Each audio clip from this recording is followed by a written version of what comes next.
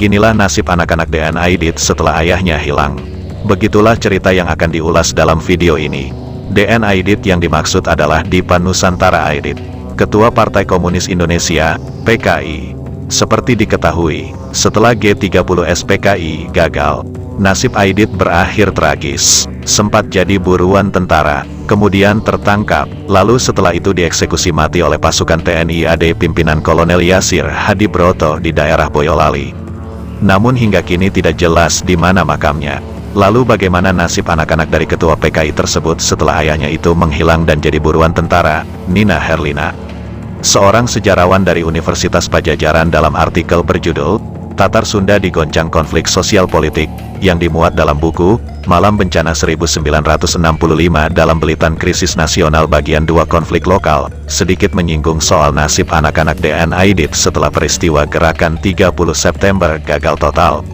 Menurut Nina Herlina, penderitaan yang dirasakan oleh keluarga korban akibat peristiwa G30S juga dialami keturunan atau keluarga PKI. Misalnya yang dialami anak-anak DN Aidit pada minggu kedua bulan Oktober tahun 1965 itu.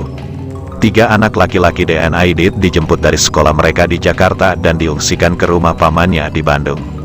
Selanjutnya paman anak-anak itu menitipkan mereka kepada keluarga Mulyono yang masih terhitung keluarga jauh dari istri DN Aidit.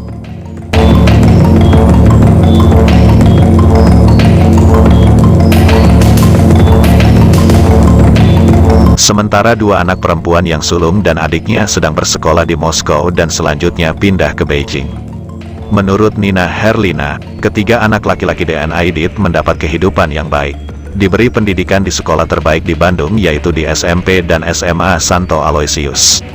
Dari keluarga ini, ketiga anak Aidit mendapat cukup sandang pangan, cukup perhatian dan belajar disiplin. Hanya saja asal-usul mereka disamarkan dan hanya keluarga dekat saja yang tahu siapa mereka. Di mata tetangga, ketiganya dianggap anak keluarga itu. Kebetulan keluarga Mulyono juga memiliki cukup banyak anak, yakni berjumlah 8 anak. Sehingga penambahan 3 anak tidak mencurigakan. Apalagi keluarga itu tergolong keluarga baru di kawasan Cimbuleit, Bandung, karena mereka baru 1 tahun kembali dari Belanda setelah kepala keluarga menyelesaikan studi doktornya di sana.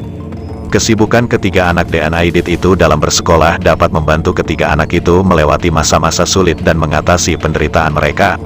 Melalui surat kabar mereka mengikut berita tentang ayah mereka, dan pada akhir tahun 1965 mereka juga tahu bahwa ayah mereka sudah tiada, tulis Nina Herlina. Masih menurut Nina Herlina, setelah ibu mereka ditangkap pada tahun 1967 dan dipenjarakan di Bukit Duri, sangat jarang mereka bertemu ibunya. Bila ibunya rindu, foto-foto mereka diselundupkan ke penjara. Sementara itu hubungan dengan keluarga lain terputus dan baru pulih setelah anak laki-laki tertua lulus dari ITB.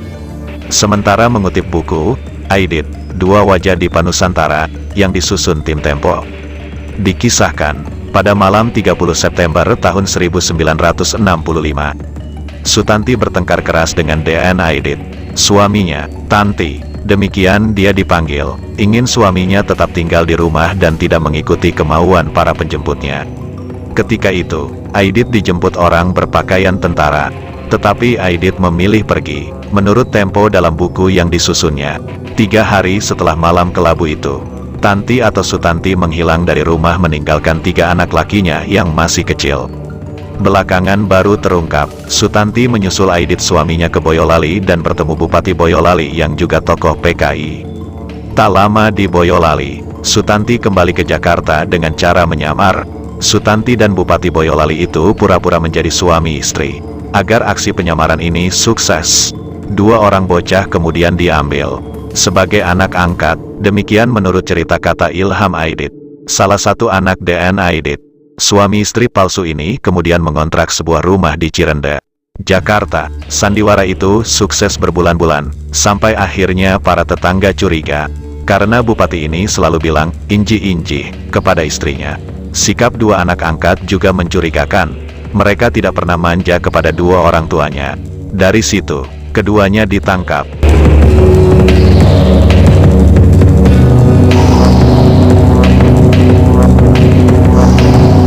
Menurut Tempo dalam buku yang disusunnya, Sutanti bukan wanita biasa. Kakeknya, Kusumodikdo, adalah Bupati Tuban yang pertama, menolak untuk meneruskan jabatan sang bapak.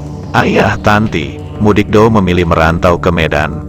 Ibu Tanti, Siti Aminah, adalah keturunan Ningrat Minang dan teman sekolah Sultan Syahrir. Tanti masuk sekolah kedokteran di Semarang atas biaya RM Susalid, saudara sepupu ayahnya, yang juga putra tunggal Raden Ajeng Kartini. Setelah menikah dengan Aidit, Tanti memperdalam ilmu kedokterannya di Korea dan menjadi dokter ahli akupuntur yang pertama di Indonesia. Setelah ditangkap, Tanti berpindah dari satu penjara ke penjara lainnya hingga 1980. Di antaranya tahanan Kodim 66 dan penjara Bukit Duri. Dalam sel ia kerap membuat baju untuk anaknya meski salah ukuran dia selalu menduga anak-anaknya masih kecil. Ilham Aidit bercerita, begitu dipakai bajunya kekecilan, sekitar 16 tahun lamanya Sutanti tidak berjumpa anaknya. Soalnya, paman yang memelihara bocah-bocah itu tak berani membawa mereka menjenguk ibunya di Bukit Duri. Lepas dari penjara, Tanti masih sempat berpraktek sebagai dokter.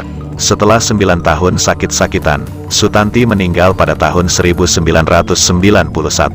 Lalu siapa yang menjemput Aidit hingga ketua PKI itu menghilang dan tertangkap di Solo pada 22 November tahun 1965, mengutip buku Gerakan 30 September, Pelaku, Pahlawan dan Petualang, yang ditulis Julius Poor. Malam itu, di malam 30 September tahun 1965, Aidit dan pengawal pribadinya, Kusno, dijemput Mayor Udara Sujono, Komandan Pasukan Pertahanan Pangkalan Auri. Mereka oleh Mayor Sujono kemudian diajak ke Wisma Angkasa, rumah dinas Panglima Angkatan Udara Omar Dhani yang terletak di Kebayoran Baru, Jakarta Selatan. Ternyata rumah dinas Omar Dhani dalam keadaan kosong. Sujono mulai kebingungan karena petugas keamanan di sana, meski sesama anggota Auri ternyata tidak mau menjelaskan kemana Omar Dhani pergi. Merasa penasaran tidak menemukan Omar Dhani di rumah dinas, Sujono mencoba langkah lain, mengajak Aidit ke Jalan Oto Iskandar Dinata di Jakarta Timur. Itu rumah mertuanya Omar Dhani. Hari sudah menjelang tengah malam ketika tiba di rumah mertuanya Omar Dhani. Tapi rumah mertua Omar Dhani telah terkunci rapat, penghuninya tertidur lelap. Mayor Sujono lantas menggedor pintu. Setelah dibuka, kekecewaan sekali lagi menimpa Mayor Sujono. Penjaga rumah menjelaskan, Bapak Omar Dhani tidak pernah menginap di sini. Akhirnya, Mayor Sujono mengajak Aidit dan Kusno ke kompleks perumahan Auri di Halim. Tiba di sana, beristirahat di rumah dinas seorang bintara Auri. Rumah tersebut tampaknya sudah lama dipersiapkan oleh komplotan G30S. Malahan secara resmi telah diberi sebutan Sentral Komando, Cenko 2 terkait dengan Cenko 1 di kantor PNAS.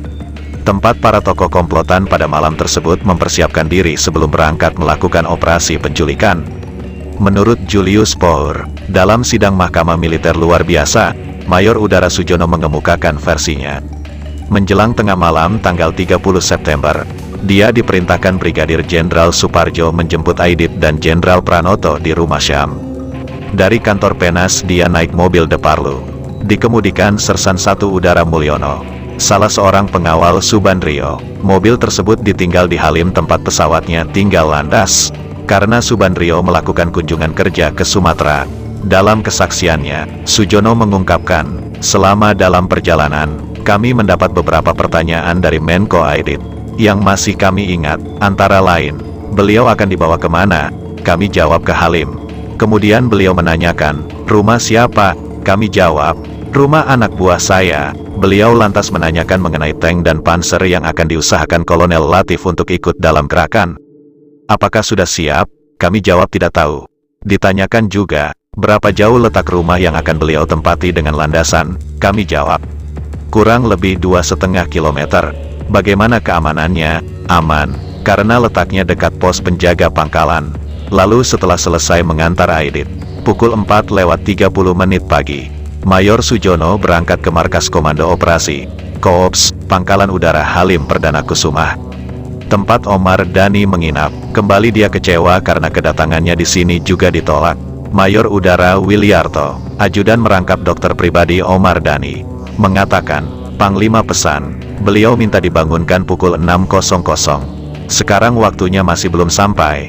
Di buku yang sama, Murad, adik kandung Aidit juga menguraikan kesaksiannya saat kakaknya yang ketua PKI itu dijemput orang berpakaian tentara. Menurut Murad, malam itu, kira-kira pukul 21.00 kakaknya, Aidit yang ia panggil Bang Ahmad dibawa dengan mobil oleh orang yang tidak dikenalnya. Tetapi karena Aidit dengan Kusno, dia tidak merasa curiga. Bang Ahmad memang sering bepergian malam hari untuk sesuatu keperluan. Apakah waktu itu penculikan atau apa? Tidak ada yang tahu, baik aku maupun istrinya, kata Murad seperti dikutip Julius Power dalam bukunya. Kalimat terakhir Aidit yang diingat Murad justru pesan, lampu serambi depan jangan lupa dimatikan. Menurut Murad, kebiasaan di rumah Aidit, lampu serambi depan akan menyala terus hingga tengah malam sebelum kakaknya beristirahat. Oleh karena dia yang biasa mematikan lampu, tanda sudah tidak akan menerima tamu.